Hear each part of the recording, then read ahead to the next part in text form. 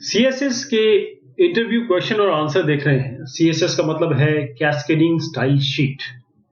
अब ये सीएसएस कुछ इस तरीके से दिखेगी आपको। अब सीएसएस का third version, cascading style sheet का थर्ड वर्जन आ गया है, जिसमें बहुत सारी नई चीजें आई हैं, जिसमें आप देखेंगे round corners, border images, background, colour, gradient, shows, shadow, text font, transform है उसमें, 2D 3D ट्रांजिशन है, एनिमेशन है, ऐसे इमेजेस हैं, बटन, पेजिनेशन और बहुत सारी चीज है, मल्टीपल कॉलम्स है, यूजर इंटरफेस, बॉक्स साइजिंग है उसमें, फ्लेक्स बॉक्स है, मीडिया क्वेरीज है, बहुत सारी चीजें उसमें आई है। लेकिन हम सीएसएस पे ध्यान देंगे और आखिर में कुछ क्वेश्चन सीएसएस 3 के भी लेंगे, डिफरेंस देखेंगे सीएसएस 3 में क्या है। तो कैस्केडिंग स्टाइल शीट, ये स्टाइल शीट लैंग्वेज है जिसको हम HTML को फॉर्मेट करने के लिए यूज करते हैं। HTML अगर आप हैं तो अगर आपने फेस पे पाउडर लगाया है या क्रीम लगाई है या बालों में जेल किया है, तो ये जो आपने किया है ना, वो सारा का सारा CSS है। आप HTML है तो CSS आपका पाउडर, क्रीम, जेल है। तो बेसिकली आपके वेब पेजेस को, चाहे वो HTML में लिखे हो या XHTML में लिखे हो, उन सबको स्टाइल करने के लिए, उन सबको सुंदरता देने के लिए, उनका लुक एंड फील बढ़ाने के लिए कैस्केडिंग स्टाइल शीट है आपके पास। अब ये भी है कि क्योंकि XML को भी ये कर सकता है, जबकि XML के लिए अपनी XSL स्टाइल लैंग्वेज है, लेकिन ये इसके लिए भी पॉसिबल है, कई चीजें वो कर सकता है। सारी वेबसाइट जितनी भी आप जानते हैं, मैक्सिमम मतलब मैं कोई आंकड़ा नहीं दूंगा, लेकिन अगर आप मांगते ही हैं तो मैं 99% बोलूंगा CSS उसमें होगी। कैस्केडिंग स्टाइल शीट चाहे इनलाइन हो चाहे एम्बेडेड हो, उसके बारे में भी बात करेंगे, सब में आपको मिलेगा। और सबसे बड़ी बात यह है कि ये लिखने के लिए आपको क्या चाहिए। इसको लिखने के लिए आपको केवल एक, जैसे अगर आप विंडोज वाले हैं तो आप नोटपैड++ या नोटपैड ले लीजिए, या अगर आप मैक वाले हैं तो फिर आप टेक्स्ट एडिट वगैरह यूज कर सकते हैं। सिंपल टेक्स्ट एडिटर चाहिए। तो इससे पहले कि हम सवाल शुरू करें, पहले ये देखिए कैस्केडिंग स्टाइल शीट्स होती क्या है। What are cascading style sheet? ये स्टेटमेंट है, ये रूल्स हैं जो अलग अलग HTML एलिमेंट को रेंडर करने के लिए, अलग अलग तरीके से दिखाने के लिए बनाए गए हैं। जो स्टाइल रूल्स हैं वो आप किसी एक सिंगल ऑकरेंस के लिए, एक साथ बहुत सारे ऑकरेंस के लिए, या पूरे डॉक्यूमेंट में लगा सकते हैं। पूरे के पूरे डॉक्यूमेंट जितने वेब पेजेस हैं उनमें एक साथ लगा सकते हैं। उसके बारे में भी हम क्वेश्चन है हमारे पास। तो शुरुआत करते हैं। पहला क्वेश्चन है, what is class in CSS and why we use. Class क्या होती है CSS में? ये ग्रुपिंग है, ये यूज करते हैं हम ग्रुपिंग, जो एट्रीब्यूट्स है, ताकि हम एक ही CSS कई चीजों पर, कई एक साथ क्या किया हमने, एक एलिमेंट हमने यहां लिया, HTML एलिमेंट, दूसरा, तीसरा, इन तीनों को एक क्लास में डाल दिया और इन सब पे CSS लगा दिया। तो अगर हम चाहते हैं कि एक ही स्टाइल मल्टीपल टैग्स पे या मल्टीपल HTML एलिमेंट्स पे लगाना चाहते हैं, तो हम उन टैग्स को एक क्लास में डाल देते हैं और फिर ऐड लगा देते हैं उस पे ये CSS। या इसको एक लाइन में कहा जाए तो a group of instances of the same element to which a unique style can be attached.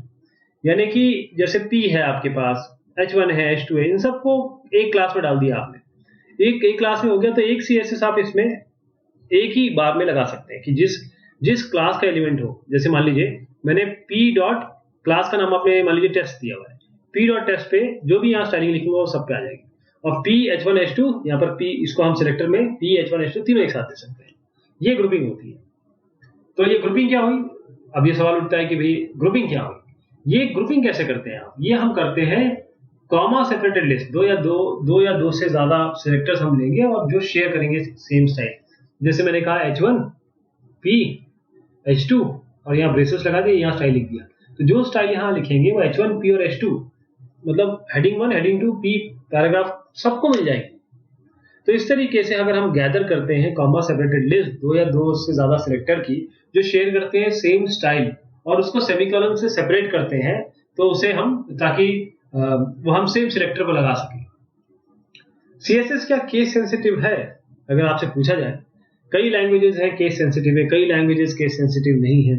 CSS case sensitive नहीं है। Cascading style sheet is not case sensitive. Class selector क्या होता है, अभी भी हमने देखा क्लास सिलेक्टर के बारे में। क्लास सिलेक्टर के बारे में बात तो कर ली हमने, लेकिन अब देखिए ये एक स्टैंडअलोन एक क्लास, जहां पर एक स्पेसिफिक स्टाइल इस क्लास को असाइन कर दिया जाता है। तो वो एक साथ, मतलब मान लीजिए आपके 50 एलिमेंट है, एक साथ आप इन 50 एलिमेंट पे लगा सकते हैं। और जो क्लास सेलेक्टर है वो हमेशा डॉट से स्टार्ट होगा, जैसे हम यहाँ पीरियड कह रहे हैं, पीरियड से स्टार्ट होता है, वहां यहाँ क्लास का नाम आ गया, जैसे माई क्लास नेम। इसमें क्या होता है कि शुरुआत आप कभी भी डैश या नंबर से नहीं करेंगे, डैश या नंबर से कभी स्टार्ट नहीं करेंगे। उसके बाद आप कुछ भी दे सकते हैं, जैसे A to Z का, छोटा A to Z, बड़ा A to Z, 0 to 9, फिर पीरियड, हाइफन, हाइफन मतलब dash, escape characters, Unicode character 161 से 255, या कोई भी यूनिकोड के न्यूमेरिक कैरेक्टर कोड आप दे सकते हैं। बट ध्यान रखिएगा डैश, और आप डैश से स्टार्ट नहीं करेंगे और डिजिट से स्टार्ट नहीं करेंगे। What is cascade? कैस्केड का मतलब क्या होता है? कैस्केडिंग स्टाइल शीट में कैस्केड शब्द तो सबसे इंपॉर्टेंट है।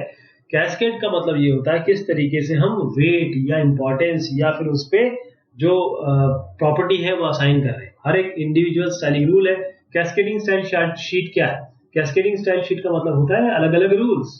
अब ये 1 2 3 4 4 रूल लगा दिया आपने, तो सबसे पहले इंपॉर्टेंस इसको मिल गया, फिर इसके बाद, फिर इसके बाद, फिर इसके बाद। ओके, मतलब आपने एक प्रॉपर्टी यहाँ लिखी, एक प्रॉपर्टी यहाँ लिखी, और दोनों एक ही जैसी हैं, तो फिर इसको इंपॉर्टेंस मिलेगी। इसे हम कैस्केडिंग कहते हैं। जैसे मैं अगर आपको दिखाऊं, अगर मैं एक पैराग्राफ में इस तरीके से लिखता हूं, यहां पर लिखता हूं मैं पैडिंग,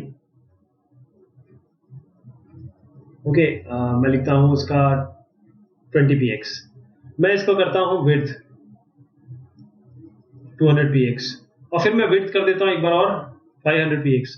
तो इस विड्थ जो है पहली वाली 200px ली जाएगी, और ये कैस्केडिंग मतलब पहले ये दिखेगा ब्राउजर, फिर ये, फिर ये। What are different ways to integrate a CSS into a website? क्या अलग अलग तरीके हैं, इसके बारे में हम बहुत ज्यादा बात करने वाले हैं इन क्वेश्चन आंसर सीरीज में। 3 तरीके हैं बेसिकली। एक तो आपका होता है इनलाइन, यानी कि आप क्या करेंगे, जैसे ये p टैग दिया आपने, शुरू किया, या div टैग दिया, और यहीं पे आपने स्टाइल लिख दिया,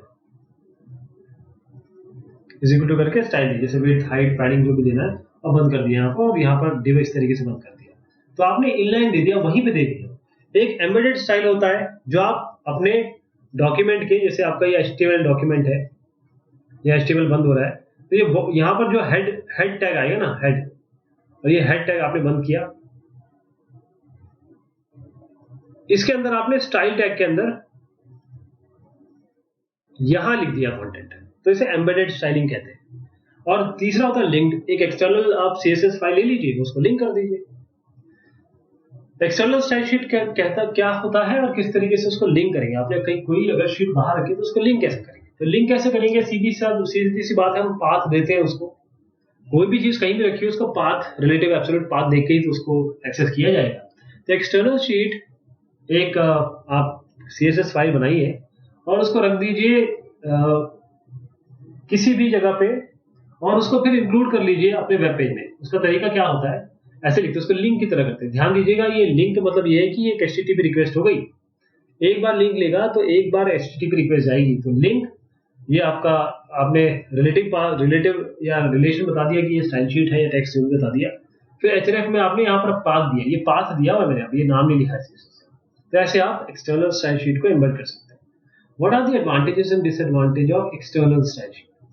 एक्सटर्नल स्टाइल शीट का सबसे इंपॉर्टेंट और सबसे बढ़िया है कि आपका ये डॉक्यूमेंट है, यहाँ पर आपकी CSS है, या दूसरा डॉक्यूमेंट है, इसको इधर भी लिंक कर दीजिए, इसको इधर भी लिंक कर दीजिए।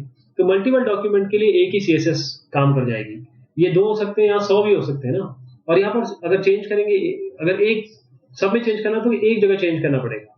तो अगर एक्सटर्नल स्टाइल शीट यूज करते हैं तो मल्टीपल डॉक्यूमेंट आप कंट्रोल कर सकते हैं एक फाइल से। क्लासेस आप क्रिएट कर सकते हैं ताकि मल्टीपल HTML एलिमेंट टाइप को एक साथ आप हैंडल कर सके। कॉम्प्लेक्स सिचुएशन, सिलेक्टर और ग्रुपिंग मेथड एक साथ आप यूज कर सकते हैं ताकि स्टाइल्स को अप्लाई कर सके।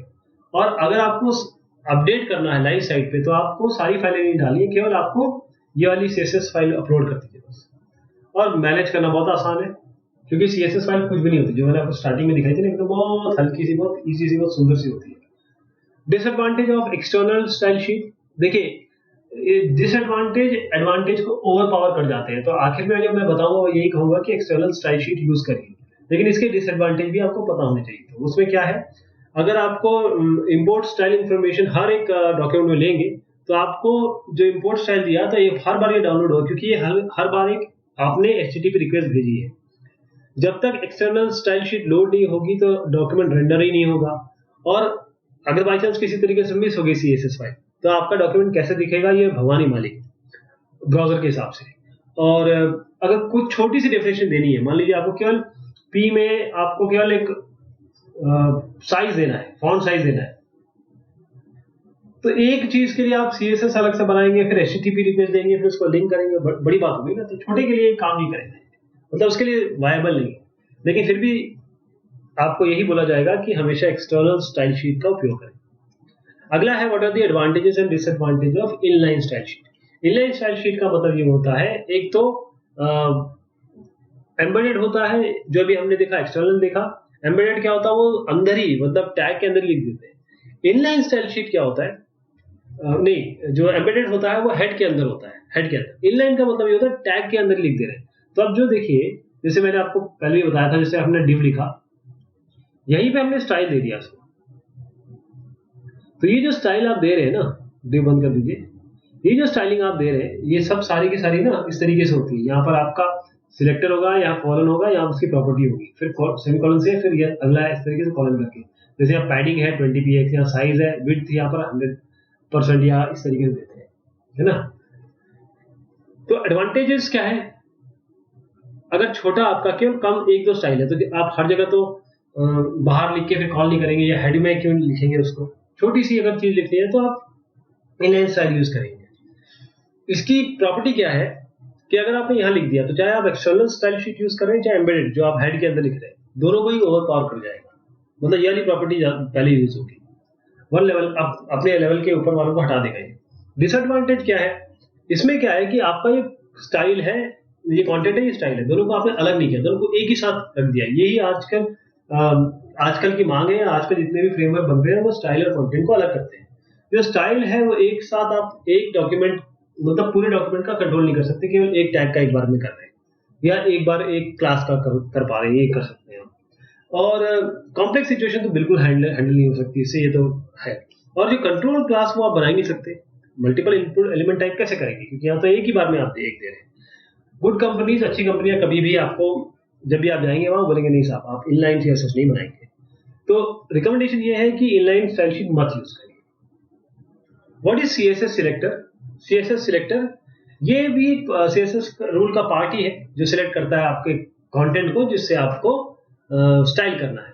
तो अलग अलग टाइप के सिलेक्टर मैं आपको बताने जा रहा हूँ। एक यूनिवर्सल सिलेक्टर है जो सारे के सारे एलिमेंट पे लग जाएगा, जैसे क्या किया हमने, स्टार दे दिया और ब्रेसेस देके कलर कोलन रेड, जो मैं आपको बता रहा था ना, ये आपके प्रॉपर्टी है, ये उसकी एट्रीब्यूट है, और ये कोलन होता है बीच में या सेमीकोलन होता है, दूसरी इसके बाद लिखी जाएगी इसी तरीके से। एलिमेंट टाइप सिलेक्टर, कोई पर्टिकुलर एट्रीब्यूट करना है, जैसे आप सीधा, आपके पास केवल UL जो है अनऑर्डर्ड लिस्ट एक ही है पूरे आपके पेज में, तो UL यूज कर लीजिए, सारा राइट हो जाएगा वो।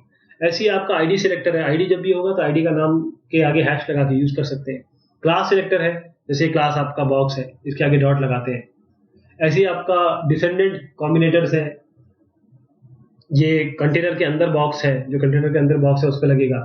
चाइल्ड को लगा सकते हैं कंटेनर के अंदर जो चाइल्ड बॉक्स है। ऐसे सिबलिंग, सिबलिंग का मतलब ये होता है कि यहाँ पर पिताजी है और यहाँ पर आप जो भी होंगे आसपास, ये एक ही जिनके पिताजी होंगे वो सारे सिबलिंग कहलाते हैं। तो H2 के जो सिबलिंग्स होंगे, H2 और P ये जैसे सिबलिंग है, उन दोनों को कलर लग जाएगा। एडजेसेंट सिबलिंग जो आसपास वाले हैं उन पे लग जाएगा P, और अगर कैपिटल P है ऐसा तो। ऐसे ही आपका एट्रीब्यूट सिलेक्टर है, जैसे आप CSS किसी पर्टिकुलर टैग पे जिसकी सेम एट्रीब्यूट हो, जैसे इनपुट टाइप टेक्स्ट है, उन सब पे रेड कलर रेड हो जाएगा। स्यूडो क्लास जो चीज हुई नहीं है, अगर आप माउस होवर करेंगे तो वो तो अभी हुई नहीं ना, तो उसके लिए भी जैसे माउस वहां पर ले गए तब वो कलर रेड होगा। जो चीज ये CSS उस क्लास पे लगाता है जो रियल टाइम में एग्जिस्ट नहीं कर पा रही है।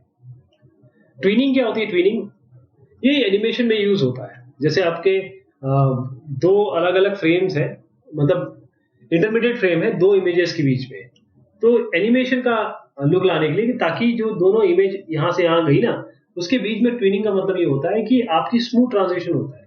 अभी CSS 3 में आप देखेंगे एनिमेशन बहुत बेहतरीन हो गया। RWD क्या है? RWD है रिस्पॉन्सिव वेब डिजाइन। इसका मतलब ये है कि आपके हाथ में छोटा सा मोबाइल हो, आपके हाथ में आपका टैबलेट हो, पाम टॉप हो, आपका मोबाइल हो, चाहे बड़ी स्क्रीन हो, सब जगह आपको एक ही जैसा दिखाई देगी आपकी वेबसाइट, कहीं चेंज होगी, या फिर अपने को उस स्क्रीन के हिसाब से ढाल देगी। बगैर कुछ एक्स्ट्रा काम किए हुए। ये है responsive web design. What is the use of CSS sprites? CSS sprites क्या होता है? जो इमेजेस होती है ना, वो वेबसाइट में, अब ध्यान दीजिएगा, जो इमेजेस बहुत समय लेती है और वो एचटीटीपी रिक्वेस्ट भी है, अपने आप एक एचटीटीपी रिक्वेस्ट है वो। तो जो इमेजेस हैं वो टाइम उसका कम करने के लिए सीएसएस स्प्राइट यूज होता है। उसमें क्या होता है कि इमेजेस को छोटे छोटे भाग में फिर वो जुड़ती हैं, जो छोटी इमेजेस है ना उनको जोड़ के एक बड़ी इमेज बना दी जाती है, तो जितने भी नंबर ऑफ एचटीटीपी रिक्वेस्ट है वो बच जाते हैं। इसे हम सीएसएस स्प्राइट्स कहते हैं। How to import CSS? Import CSS के लिए सीधा आप इंपोर्ट करिए, यूआरएल लिखिए, यहाँ पर आप अपना पाथ दे दीजिए। जैसे मान लीजिए आपकी फाइल का नाम है typography.css, तो इस तरीके से आ जाएगा। तो ये कुछ क्वेश्चन देखे हमने आपके सीएसएस के। आगे हम सीएसएस 3 के भी क्वेश्चन लेंगे। तब तक के लिए शुक्रिया, मेहरबानी आप सभी।